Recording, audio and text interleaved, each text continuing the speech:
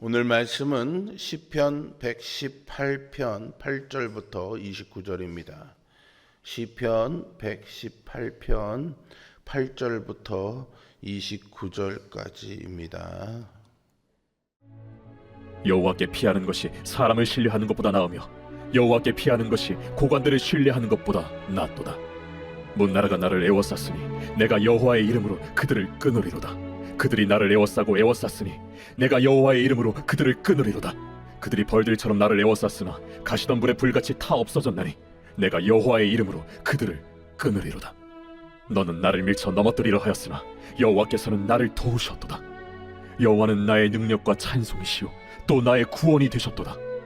의인들의 장막에는 기쁜 소리 구원의 소리가 있으며 여호와의 오른손이 권능을 베푸시며 여호와의 오른손이 높이 들렸으며 여호와의 오른손이 권능을 베푸시는도다.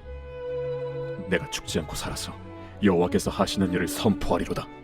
여호와께서 나를 심히 경책하셨어도 죽음에는 넘기지 아니하셨도다. 내게 의의 문들을 열지어다. 내가 그리로 들어가서 여호와께 감사하리로다. 이는 여호와의 문이라 의인들이 그리로 들어가리로다. 주께서 내게 응답하시고 나의 구원이 되셨으니 내가 주께 감사하리이다. 건축자가 버린 돌이 진모퉁이의 머릿돌이 되었나니 이는 여호와께서 행하신 것이요 우리 눈에 기이한 바로다. 이날은 여호와께서 정하신 것이라 이날에 우리가 즐거워하고 기뻐하리로다. 여호와여 구하옵나니 이제 구원하소서. 여호와여 우리가 구하옵나니 이제 형통하게 하소서. 여호와의 이름으로 오는 자가 복이 있으며 우리가 여호와의 집에서 너희를 축복하였도다. 여호와는 하나님이시라. 그가 우리에게 빛을 비추셨으니 밧줄로 절기 제물을 제단 뿔에 맬지어다. 주는 나의 하나님이시라. 내가 주께 감사하리이다. 주는 나의 하나님이시라. 내가 주를 높이리이다. 여호와께 감사하라. 그는 선하시며 그의 인자하심이 영원함이로다. 아멘. 시편 118편은 유대인들이 유월절마다 불렀던 할렐 시편이라고 불리는 113편부터 118편까지의 마지막 시편입니다. 이 시편들은 유월절을 비롯한 이스라엘의 주요 절기마다 회중이 다 함께 소리 높여 불렀던 노래였습니다. 특별히 오늘 시편 118편은요, 전쟁에서 승리하고 돌아온 왕이 성전 문 앞에 서서 자신을 마중 나온 백성들과 함께 부르던 감사와 승리의 찬양이었습니다. 왕은 그 문 앞에서 이렇게 외칩니다. 내가 여호와의 선하심과 인자하심을 맛보았노라 라고 말이죠. 그가 전쟁의 한복판에서 맛본 하나님의 선하심과 인자하심은 오늘 본문 속에서 세 가지 모습으로 우리에게 펼쳐집니다. 여호와는 나의 피난처시고 여호와는 나의 구원이시며 여호와는 나의 하나님이시다 라는 고백이죠. 이 세 가지 고백을 따라가며 오늘 이 새벽에 우리 각자의 삶 속에서도 동일하게 울려 퍼져야 할 그 은혜를 함께 나누려고 합니다. 8절과 9절에는 거의 동일한 고백이 반복되고 있습니다. 여호와께 피하는 것이 사람을 신뢰하는 것보다 나으며 여호와께 피하는 것이 고관을 신뢰하는 것보다 낫도다. 여기서 피한다라는 말은 단순히 도망하는 것이 아니라 폭풍과 화살을 피해 견고한 바위 그늘 아래 몸을 숨기는 모습을 가리킵니다. 성경에서 하나님은 종종 바위와 산성으로 묘사되시는데 그분 안으로 들어가는 것이 진정한 피난이다라는 의미죠. 흥미로운 것은 8절에 사람이, 9절에서는 고관이 이렇게 언급되고 있습니다. 즉 권세와 영향력을 가진 지도자로 바뀌었다라는 것인데요. 시인이 말하고자 하는 바는 분명합니다. 아무리 힘있고 지위 높은 사람이라고 할지라도 절대 우리의 참된 피난처가 될 수 없다는 것이죠. 사람은 아무리 선해도 유한하고 권력은 아무리 강해도 제한적입니다. 시대가 변할수록 우리는 더 많은 것을 의지하려고 합니다. 경제력과 건강, 학벌과 경력, 인간관계와 기술을 붙잡으려고 하죠. 그러나 그것들은 위기의 순간에 우리를 끝까지 지켜줄 수 없습니다. 10절부터 12절까지는요. 나를 에워쌌으나 라는 표현이 3번이나 반복이 되고 있습니다. 이것은 단순한 반복이 아니라 극도의 위기를 강조하는 히브리시의 특징입니다. 사방이 막혔고 도망갈 길이 없습니다. 더구나 원수들은 벌떼처럼 몰려왔고요. 가시덤불의 불처럼 맹렬하게 타올랐습니다. 인간적으로는 절망밖에 없는 상황이었죠. 그러나 시인은 같은 절마다 여호와의 이름으로 내가 그들을 끊으리로다라는 것을 반복해서 고백하고 있습니다. 성경에서 이름은 단순한 호칭이 아니라 그 존재의 권위와 성품과 능력을 의미합니다. 그러므로 여호와의 이름을 의지한다는 것은 하나님의 성품과 약속을 신뢰한다라는 뜻이겠죠. 결국 시인이 의지한 것은 군사력이 아니라 하나님의 언약이었습니다. 그러기에 시인은 14절에서 출애굽기 15장을 그대로 인용해서 이렇게 고백합니다. 여호와는 나의 능력과 찬송이시요 또 나의 구원이 되셨도다. 이것은 홍해를 건넌 직후에 모세가 불렀던 승리의 노래입니다. 시인은 자신의 전쟁을 새로운 출애굽으로 이해하고 있었습니다. 홍해에서 이스라엘을 구원하신 하나님이 지금도 동일하게 역사하신다는 믿음이 있죠. 하나님의 구원은 과거의 사건으로 끝나지 않습니다. 오늘도 하나님은 자기 백성을 동일한 능력으로 붙들고 계십니다. 우리 삶 속에도 수많은 위기를 만납니다. 질병과 경제적인 어려움, 인간관계의 갈등과 미래에 대한 불안이 우리를 둘러쌀 때가 있죠. 그때 우리는 무엇을 가장 먼저 붙잡습니까? 시편은 분명하게 말합니다. 피난처는 상황이 아니라 권세가 아니라 하나님이다라는 사실을 말이죠. 문제가 없어지는 것이 평안이 아니라 하나님 안에 거하는 것이 참된 평안입니다. 사람도 재물도 지위도 우리의 참된 피난처가 될 수 없습니다. 오직 여호와의 이름만이 우리가 숨을 견고한 바위가 되십니다. 그리고 그 이름은 단순한 관념이 아니라 실제로 홍해를 가르시고 원수를 흩으신 살아 역사하시는 능력의 이름입니다. 이제 15절부터 이 시편의 분위기는 완전히 달라집니다. 전쟁의 함성이 예배의 찬양으로 바뀌죠. 위기 속에서 건진받은 자의 환호와 기쁨의 함성이 터져 나옵니다. 의인들의 장막에는 기쁜 소리, 구원의 소리가 있으며 라고 고백하죠. 여기서 구원이라는 말은 단순히 죽음을 면한 정도가 아니라 하나님께서 삶을 회복시키시고 다시 일으켜 세우시는 전인적인 구원을 의미합니다.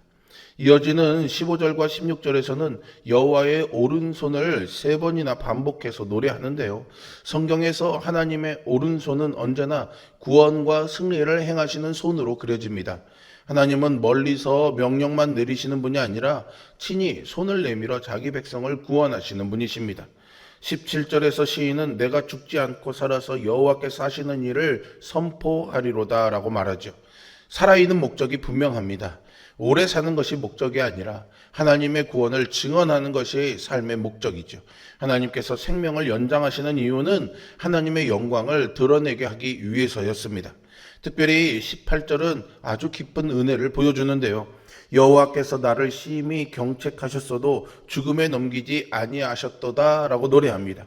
여기서 경책한다라는 말은 훈련시키고 바로 잡는다는 의미이죠. 부모가 사랑하는 자녀를 훈육하듯이 엄히 다룬다라는 뜻을 가진 단어입니다. 시인은 자신의 삶에 고난과 징계가 있었음을 부인하지 않습니다. 그러나 그는 그 징계의 끝이 죽음과 멸망이 아니었음을 고백하지요. 징계는 하셨지만 죽음에는 넘기지 않으신 것, 바로 이것이 은혜입니다. 하나님의 다루심 속에는 언제나 생명을 향한 목적이 있다는 것을 시인은 몸소 경험한 것이죠. 우리도 인생을 살면서 이해할 수 없는 고난을 만날 때가 있죠. 그 순간에는 버림받은 것처럼 느껴질 수 있습니다. 그러나 믿음의 눈으로 보면 하나님이 우리를 버리신 것이 아니라 다듬고 계시는 겁니다. 하나님의 징계는 정죄가 아니라 사랑입니다. 십자가에서 우리의 심판은 이미 예수 그리스도께서 담당하셨기 때문이죠. 그러므로 성도가 받는 고난은 형벌이 아니라 성화를 위한 아버지의 손길입니다. 19절에서 시인은 성전 문 앞에 서서 이렇게 외칩니다. 내게 의의 문을 열지어다. 내가 그리로 들어가서 여호와께 감사하리로다. 의의 문은 성전으로 들어가는 문이고요. 하나님의 임재 앞으로 나아가는 문입니다. 고대 근동의 신전 입구에서는 제사장이 예배자의 자격을 신문하고 판단하는 관문의식이 있었습니다. 따라서 이 죄인들은 이 문을 열고 들어갈 수가 없었죠. 그러나 시인이 이 문 앞에서 담대할 수 있었던 이유는 자기의 의로움 때문이 아니었습니다. 21절이 그 이유를 밝히죠. 주께서 내게 응답하시고 나의 구원이 되셨음이니이다. 하나님께서 구원이 되어 주셨기 때문에 그는 담대하게 하나님 앞에 나아갈 수 있었습니다. 신약은 이 문이 예수 그리스도 안에서 완전히 열렸다고 선포합니다. 예수님께서 십자가에서 죽으실 때 성전 휘장이 위에서 아래로 찢어진 것은 하나님께 나아가는 길이 열렸음을 보여주는 사건이죠. 우리는 더 이상 두려움으로 하나님께 나아가는 존재가 아니라 은혜의 보좌 앞에 담대히 나아가는 자들입니다. 22절은 성경 전체에서 가장 많이 인용되는 메시아 예언 가운데 하나이죠. 건축자가 버린 돌이 집 모퉁이의 머릿돌이 되었나니. 여기서 머릿돌은 건물 전체를 지탱하는 가장 중요한 돌입니다. 고대 건축 현장에서 석공들은 돌의 크기와 모양, 강도를 살펴서 쓸 돌과 버릴 돌을 가려냈습니다. 처음에 부적합하다고 판단해서 버려졌던 돌 하나가 오히려 건물 전체의 하중을 지탱하고 벽의 각도를 결정짓는 가장 중요한 모퉁이 돌이 되었다는 것이죠. 이것은 세상의 기준으로는 미약하고 하찮게 여겨졌던 이스라엘 백성을 여호와께서 친히 택하고 세우셔서 열방 가운데 당신의 백성으로 삼으셨다는 역사적인 고백입니다. 그래서 시인은 23절에서 선언하죠. 이는 여호와께서 행하신 것이요 우리 눈에 기이한 바로다 라고 말입니다. 버린 돌이 머릿돌이 되는 이 놀라운 역전은 사람의 계획이나 능력으로는 절대로 설명할 수 없는 오직 여호와께서 친히 행하신 일이라는 고백입니다. 처음 이 말씀은 주변 열강에 멸시받던 이스라엘을 향한 하나님의 회복을 노래한 것이었습니다. 그러나 예수님은 마태복음 21장에서 이 말씀을 자기에게 적용시키시죠. 종교 지도자들은 예수님을 버렸고 십자가에 못 박았습니다. 그러나 하나님께서는 그 버림받은 예수님을 부활시키셔서 교회의 머릿돌로 세우셨습니다.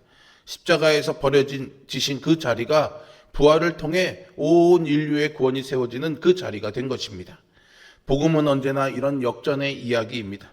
세상이 실패라고 말하는 그 자리에서 하나님은 새로운 시작을 이루십니다.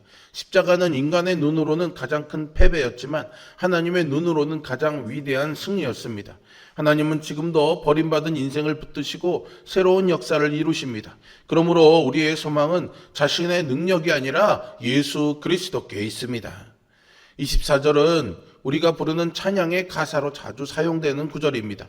이날은 여호와께서 정하신 것이라 이날에 우리가 즐거워하고 기뻐하리로다. 여기서 이날은 단순히 하루를 의미하는 것이 아니죠. 하나님께서 구원을 이루신 날, 하나님의 구원의 역사가 드러난 날입니다. 신약의 관점에서는 예수 그리스도의 부활로 완성된 구원의 날을 바라보게 합니다. 그래서 성도의 기쁨은 환경에서 오는 기쁨이 아니라 상황에서 오는 기쁨이 아니라 구원의 하나님 때문에 누리는 기쁨입니다. 25절에 이제 구원하소서라는 이 구절은 히브리어로 호시아나입니다. 이 말을 소리 나는 대로 호시아나 이렇게 줄여서 부르게 되면 바로 우리가 잘 아는 호산나가 되는 것이죠. 원래는 제발 지금 구원하여 주십시오라는 간절한 기도였습니다.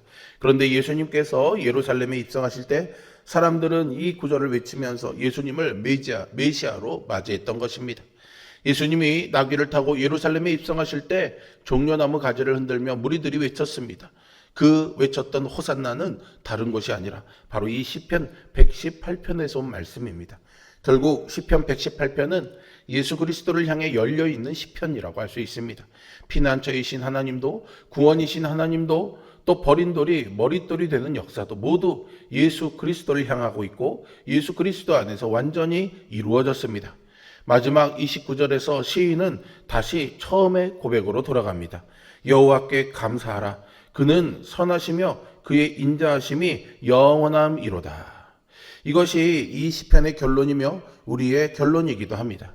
하나님의 선하심은 우리의 형편에 따라 변하지도 않고 하나님의 헤세드는 우리의 실패 때문에 끊어지지도 않습니다.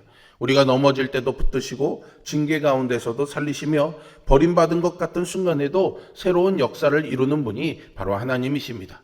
사랑하는 성도 여러분, 우리 인생에도 원수들이 에워싸는 날이 있습니다. 기도가 막히는 것 같고 앞길이 보이지 않는 날도 있죠. 그러나 그때마다 피난처가 되시는 하나님께로 달려가십시오. 징계 속에서도 구원을 이루시는 하나님을 신뢰하십시오. 무엇보다 버림받은 버림받은 돌을 머릿돌로 세우신 예수 그리스도를 바라보십시오. 그분 안에서 우리도 새로운 피조물이 되었고 하나님의 집을 이루는 산돌이 되었습니다. 오늘 하루 우리의 능력이 아니라 여호와의 선하심과 인자하심을 의지하며 살아갈 때 우리 입술에서도 오늘 이 시편의 시인과 같은 고백이 흘러나오기를 소망합니다. 시인이 성전 문 앞에서 그러했듯 오늘 우리도 하나님 앞에 나아가 이렇게 고백할 수 있기를 바랍니다. 내가 여호와의 선하심과 인자하심을 맛보았다라고 말이죠. 세상이 버린 돌을 머릿돌로 삼으신 그 은혜가 우리의 연약함과 실패까지 다시 세우시는 은혜로 오늘 우리 각자의 삶에 임하기를 소망합니다. 이 놀라운 은혜 앞에서 우리 함께 여호와의 선하심과 인자하심을 노래하며 참된 기쁨을 누리는 하루가 될 수 있기를 주님의 이름으로 축복합니다. 기도하겠습니다. 사랑과 은혜가 풍성하신 아버지 하나님, 오늘 여호와의 선하심과 인자하심을 감사하며 찬송하는 이 고백을 우리의 입술과 마음에 담습니다. 오늘 하루 우리의 삶 가운데서 우리의 피난처가 되어주시고 우리를 일으켜 세워주시고 구원자가 되어주시는 하나님의 은혜를 바라보며 환경과 상황에 휘둘리지 아니하고 그리스도를 바라보며 오늘 이 찬양의 고백을 하는 삶을 사는 우리 모두가 되게 하여 주시옵소서. 예수 그리스도의 이름으로 기도합니다. 아멘.